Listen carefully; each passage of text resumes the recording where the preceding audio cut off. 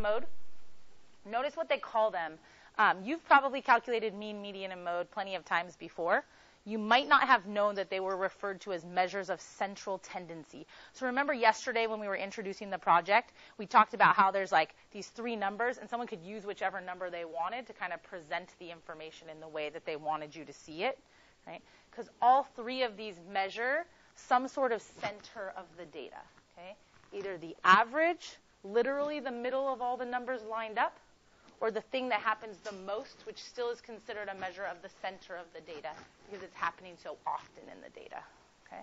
Does anybody have any questions about mean, median, and mode? I'm assuming you have some prior knowledge about them, so I don't want to lecture about them forever. All right, so you have this. This is straight from your book to remind you how to calculate or how to find them. Okay, one note about the median, you need to put them in order.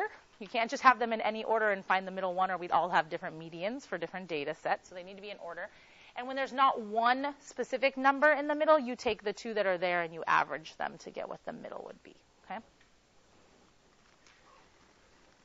All right, so here is a set of data, and we want to find the mean, the median, and the mode for textbooks per student, okay? This is how many textbook students are carrying in their book bag. Someone collected some data. Now make sure you can read the chart. How many students are carrying 0 textbooks in their bag? 1. So how many times does 0 show up in the data set? 1 time.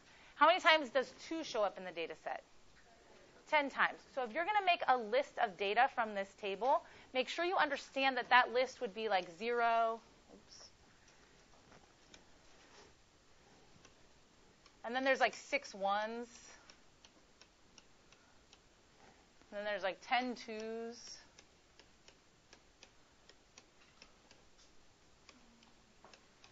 I'm not saying this is the most efficient way to do this. I'm just making sure you understand what the table is telling you. Okay? And then there's 4 threes. And then there's 4 fours. Oops. Does that make sense to everybody what that table is telling you? So you have to make sure that when you're looking at data, if it's not in a list format, it's in a table format, you understand what you're actually looking at. You're actually looking at, they went to all these different students and asked them how many books they carry around in their backpack, and then here are the responses that they got. Okay, so go ahead and work with your group and figure out what's the mean, what's the median, what's the mode. Okay, you guys can use a calculator. That's fine. I don't care. All right, tell me some of the calculations that you got. Davian.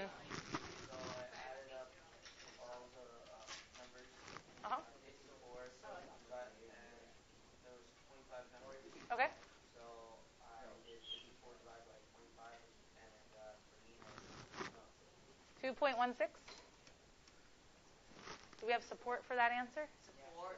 Okay. All right. Now, did you have to write out all these data and enter them one by one in order to find that? No. You could have done like 0 times 1, 1 times 6, 2 times 10, right? And then you could have just said, oh, there's 1 plus 6 is 7 plus 10 is 17 plus 4 is whatever, to find out how many pieces of data there were. So I'm not saying do this every time. I'm doing this one time for the people that don't understand how this chart is working so that they can get a visual and understand how it works later, right? Some of us need that, some of us don't. All right, what about our median? Josh? 2, okay? It's pretty apparent, right? Because there's lots of 2s there in the middle. So if you go from end to end, try and find the middle piece of data. Or since you know there are, how many pieces of data did you guys figure out there? 25 pieces of data? Okay, then the middle piece of data is going to occur at which spot? 13. Specifically at 13, right? Because there would be 12 then on one side and 12 on the other side. Okay, so the 13th piece of data is the middle. So again, if I have a really big data set, do I have to like count inward to find the middle? No. Okay, you can find the middle piece of data, okay, by taking something like 25, dividing it by 2 is 12 with a remainder of 1. So you know there should be 12 on one side, 12 on the other side, and that 1 remaining is the middle piece of data. So the 13th piece of data would be your median, okay? If there was 24 pieces of data instead of 25, which piece of data would represent the middle piece of data or the median? Zeke? Good. Okay, you'd have to average the spots. Does that make sense to everybody? Okay, because it would go in evenly, but that means there's not one piece of data left over that's sitting in the middle. There are those 2 pieces right there, and you'd have to average them. All right, so we got 2. All right, what about the mode? Which occurred the most? 2. Okay.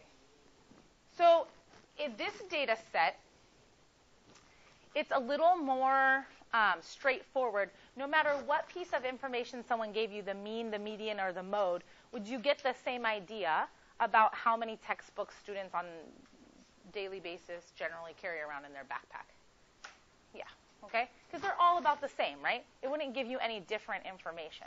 So this is kind of a really nice data set. We're going to discuss these further later. Okay, this data set probably has close to what we call a normal distribution. You guys read about that a little bit when you took your notes. Okay?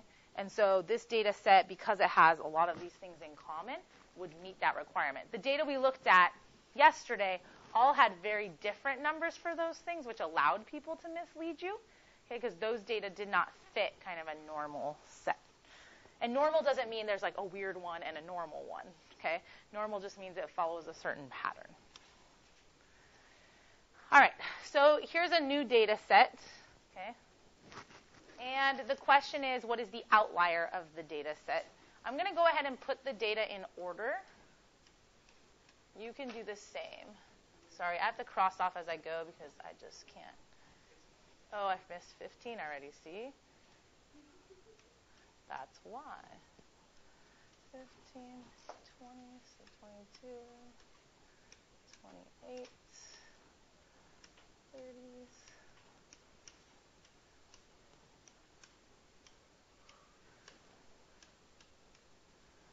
Okay. So here it asks me, what is the outlier of the data set? So first of all, let's decide what does it mean to be an outlier of a data set. CJ. Okay. So it stands out as something that's an exception to what's going on.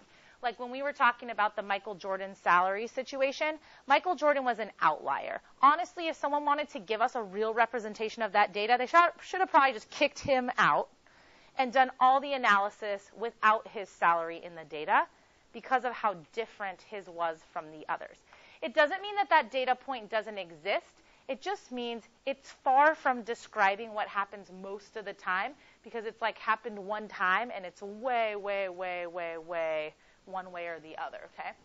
So when we look at these, how we decide if some things are outliers, there's going to be a couple of ways. There is a computation that people do that we'll look at in a little bit. So we'll come back here and add what that computation is in here. But there's also just kind of you decide if it's an outlier. So statistics is a little different than everything else we've studied. We've talked about this before with regressions. You have to build an opinion and see how accurate it is, which is not normally the case. Normally, we should all get the same answer, right? That's how we feel about it. Like, there's not two different answers. Statistics is a lot different than that, okay? There's lots of answers, and how exact the answers are vary, okay? So to decide if something stands out as being far from the rest of the data, one way to do this is to, once you order it, look at how far apart all the data units are and see if there's one that stands out as being much farther apart from the others, okay? So, like, these are 3 apart, 4 apart, 3 apart, 6, 2, 1, 4, and then these are 11 apart. Okay? So all those data points are relatively close together, okay, 6 units or less from each other, except for this last one, 46, is 11 units away from the other. Now, you might not think 11 is that different of a number, but in the context of how close everything else was here, it is. Because 6 was the greatest difference below 11. That's almost double that difference, and there's only one piece that has that. So I would say that 46 in this data set could be considered an outlier. So one way to determine the outliers, so you can, if you need notes on outliers, so we said that it's a piece of data that stands out as being much different from the others and probably shouldn't be included in the data set. One way to identify it is to look at how different it is from the other pieces of data, and if it has an outstanding difference, it would be an outlier. So do you see why when Jarrett and Zeke were having the discussion earlier about the books in the book bag, and it was like, oh, 0 is an outlier. Do you see why 0 wasn't an outlier? Okay. So 0, 1, 2, 3, 4, all those were valid answers. There was no outlier in that data set. Nothing was drastically different. If one student then answered, I carry 12 books in my book bag, and there was one person that said 12, and you had all those zeros, ones, twos, threes, and fours, and then a 12, that 12 is probably your outlier because it's one piece of data amongst 20-something pieces of data, and it's drastically different than the other. I don't know how you'd fit 12 books in a book bag, but maybe they found a way, okay? I don't know. Mary Poppins style, okay? I don't know. All right. Is this okay with everybody? So do we get what an outlier is? Okay. So when you're looking at a data set, you kind of have to make that opinion from the beginning, because when you analyze your data, it would be different if you include the outlier than if you don't. Okay. All right. So we're going to talk about box and whisker plots. Oh, is this on the next page? Okay. Okay, so while they're passing out, we're just going to talk about this vocabulary and what they are. What does a box and whisker plot look like? Who remembers? A box with whiskers. It actually does, yes, okay? Normally there is some number line down here. Okay. Not a coordinate plane with an x and a y axis, just kind of like a number line or an x axis, because remember, this is one variable data. Remember how your statistical study is just kind of asking for one number from each person instead of the regressions that we ran when they compared like this to this and there was points? We're not doing that right now. So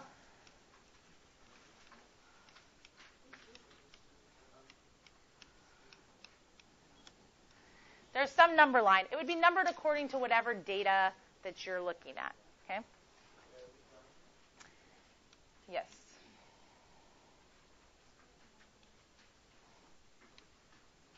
You can just set it on my desk, DJ. Thank you.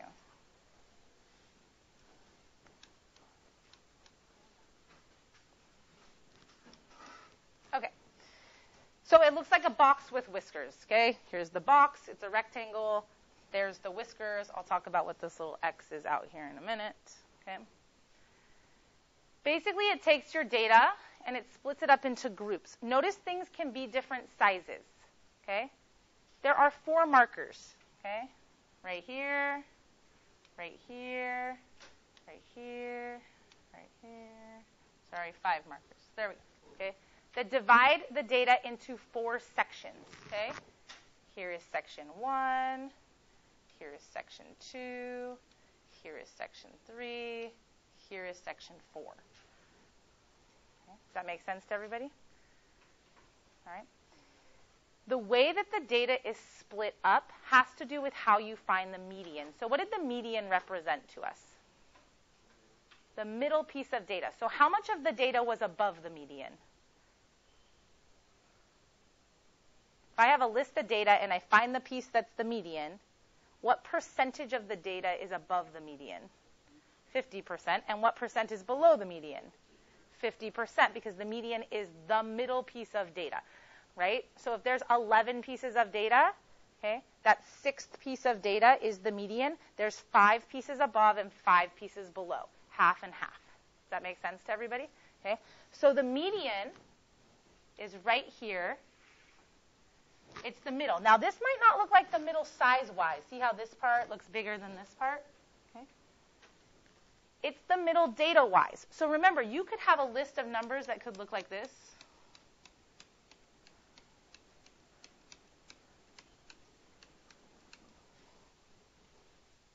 Right? Okay. What's my minimum piece of data in this set? 1. Minimum. What's my maximum piece of data in this set? 4. What's my median of this set? 1, right? This guy right here. Okay. Is that all right with everybody? All right. So the median is just the middle piece.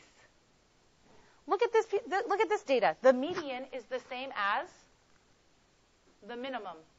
The box and whisker plot for this would look weird. It wouldn't look like it even has a whisker on one side. Because the minimum point, okay, would be the same as the median. It wouldn't even look like a full box and whisker plot. Okay? So remember, you're splitting the data into sections. So how big these are doesn't really tell you anything about the data. Okay? So this guy right here is the median. And we call that, and I'll talk about why in a minute, Q2. Okay? The minimum is your minimum point. The maximum is your maximum point. And these other lines in here are Q1 and Q3. Does anybody know what my Qs stand for? Hint, the word is already on the page. Awesome. Good, quartiles. What do you think a quartile is? A fourth, okay? Basically, a quarter of the data, okay? So basically, when you split the data right here at the median, you say there's 50% on this side, and 50% of the data is on this side. Then you could split it again. You could find the middle of the top 50%, and you could find the middle of the bottom 50%, okay? So you could look just at this data, and you could find the middle here, okay, which would be in between here, which would be 1. Okay? So how much of the data is over here now? 25%. And how much of the data is over here? 25%. Okay? Now, all these 25% marks still sit at number 1 because the data points didn't change, right? That's why the box and whisker plot would look weird, because it'd have the minimum, the Q1, and the median all at the same spot. So basically, all of this would just be like one line on the graph. It would look kind of weird. Okay? But that can happen. My point is to tell you it doesn't matter how big or how small things are. 25% of the data here is between 0 and 2 in this picture. 25% of the data is between 2 and 4. 25% of the data is between 4 and 5. And 25% of the data is between 5 and 6. Does that make sense to everybody? So quartiles split it up into these like 25% patches. Now remember, that means however many pieces of data that you had. So let's say I had like 12 pieces of data or something, right? There's like 3 pieces of data in this section, 3 in this section, 3 in this section, 3 in this section. Does that make sense to everybody? Now, how spread out those numbers are going to make the sections look bigger or smaller. Okay? So how big the box or the whisker portion looks is how spread out those numbers are. But the same amount of data is in here as there is in here, in here, and in here. The same number of things that you got from people, whatever that number represents. Okay? All right. So those are what we label them. Anybody know why I put a mark out here? Yeah, the outlier. So if your data set does have an outlier, you want to kick it out to do your data analysis because you don't really want that to change all of these numbers. It would skew everything further down, right? But you want to acknowledge that you did collect a piece of data. Okay, it would be very negligible of you to not acknowledge at all that that piece of data came up. So the way it's acknowledged is as like a point outside of the whisker saying, oh, yeah, you know what, this other piece of data was collected. I determined that it was an outlier, so I didn't use it. So here's my analysis, but do take into consideration this happened. Okay? So quartiles, write your own definition for it. There's a book definition, too, so you could always go back to the highlighted portion tonight. But it's basically like fourths of the data. Okay?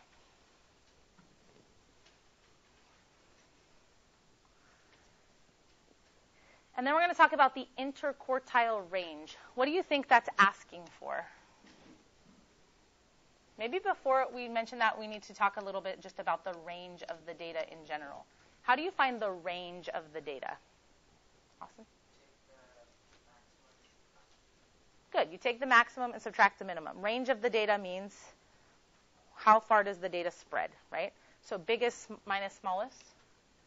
So maximum minus minimum will give you the range of your data. So what do you think they're asking for when they ask for the interquartile range? So it's still a range, Alicia?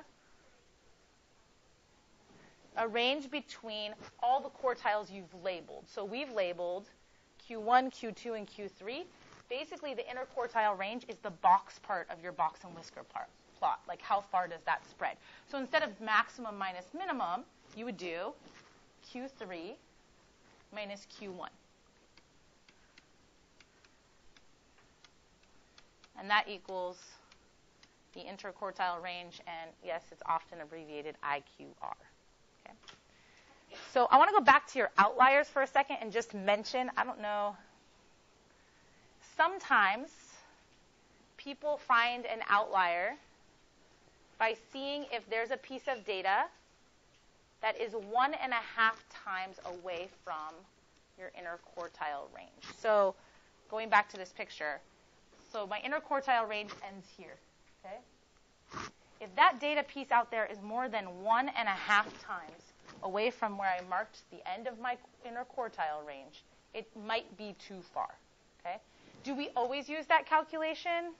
No. Does it get used in some cases? Yes. Okay? So again, kind of like regressions, you have to use a little bit of common sense. This can give you a calculation, but you have to decide on your own. You can use that calculation to help you make the decision. Should this piece of data be included or not? So basically, sometimes they say if you calculate 1.5 times the inner quartile range, so you take that distance and you think about how big is it if you multiply it by 1.5. Okay? If there's a piece of data that is smaller than the minimum end of your quartile range, your inner quartile range, times that calculation, that might be an outlier. Or if there is a piece that is bigger,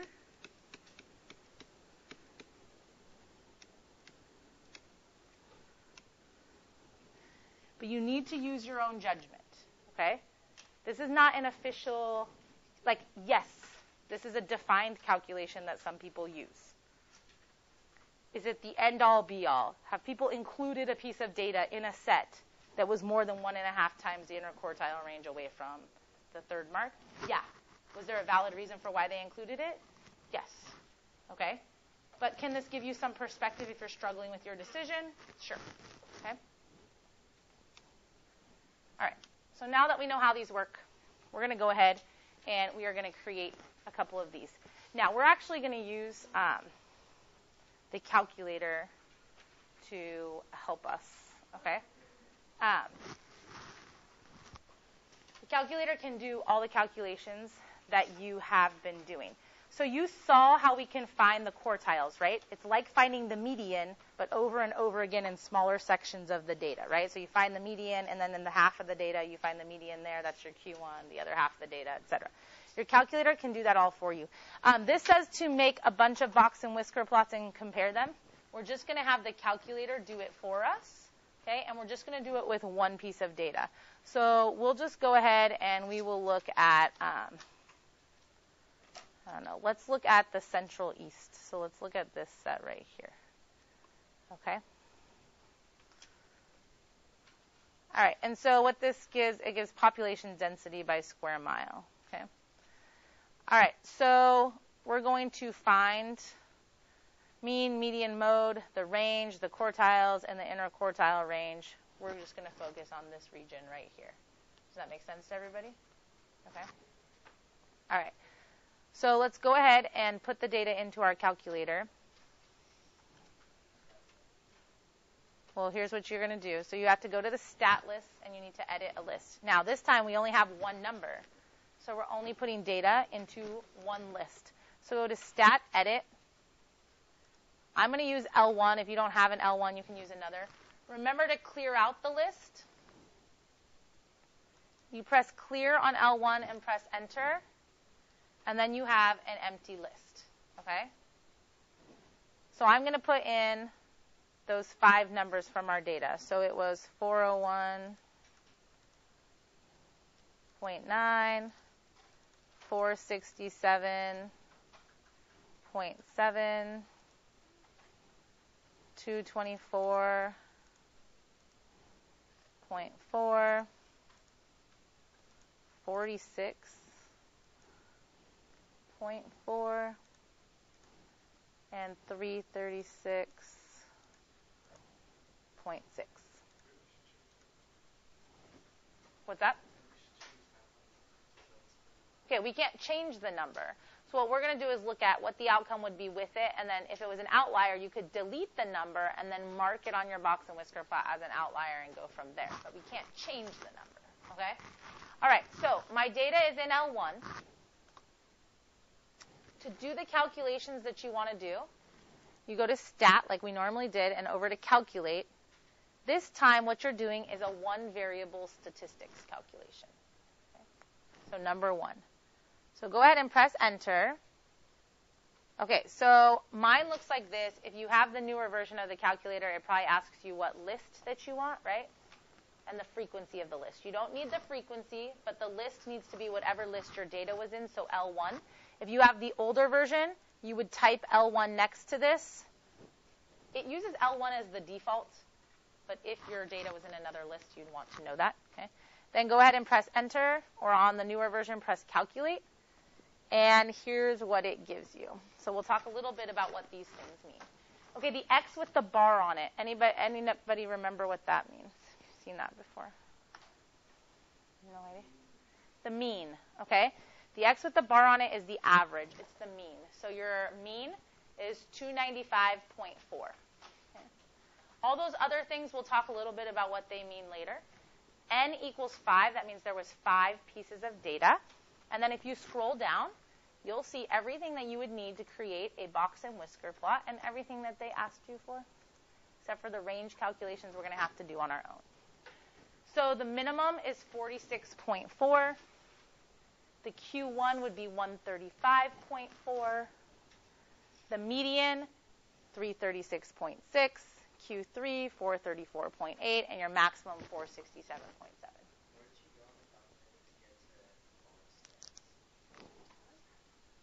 Go stat and go 1 to the right to calculate, and then choose choice 1. Okay? All right, so did everybody record? Did you write down what you have? So what did the question ask you for? Right? So answer it. So I don't have my calculator up here at the same time, so you guys can give me the answers that we need here. So what was our mean? Okay.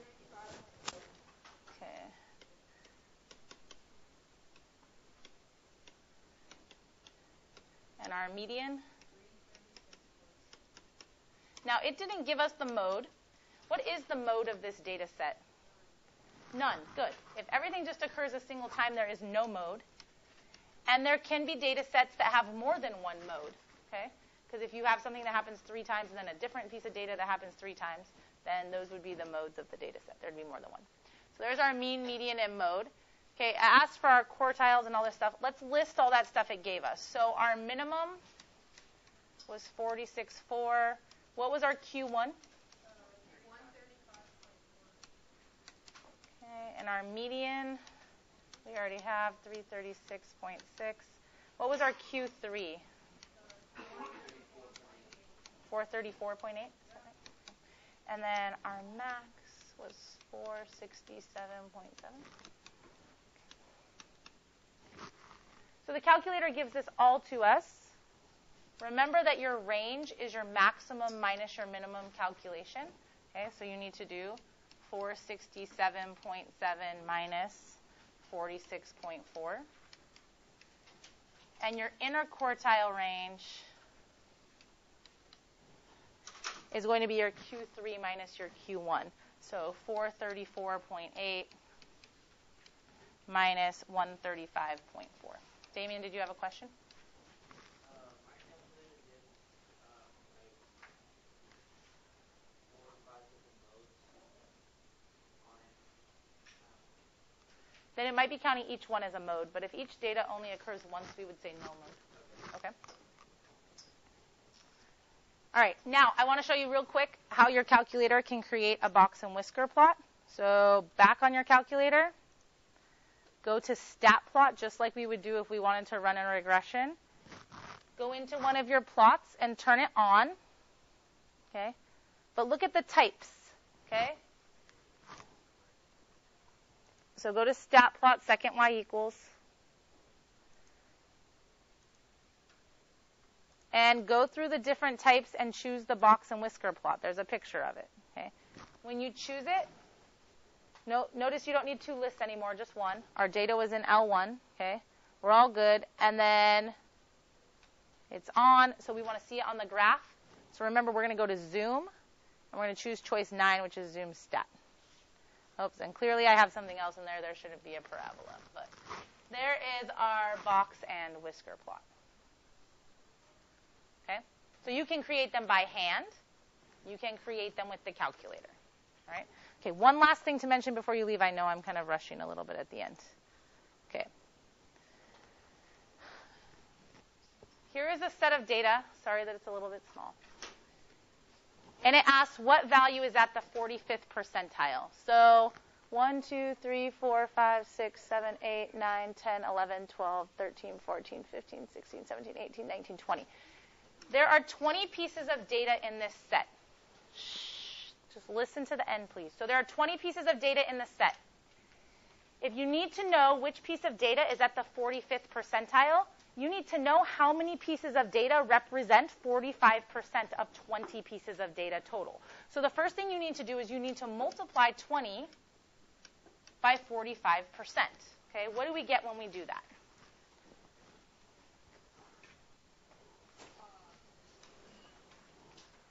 9. Okay. All right. This means that the 9th piece of data represents the 45th percentile. It is the marker that says, hey, 45% of your data is below this mark, and the rest of your data is above. So you have to, 9 is not the answer. 9 is the fact that the 9th piece of data is the 45th percentile. So what is the answer to the question? 1, 2, 3, 4, 5, 6, 7, 8, 9. 4.75 is the 45th percentile because it is the 9th piece of data in the ordered list. There were 20 pieces of data total. Okay? All right, so tonight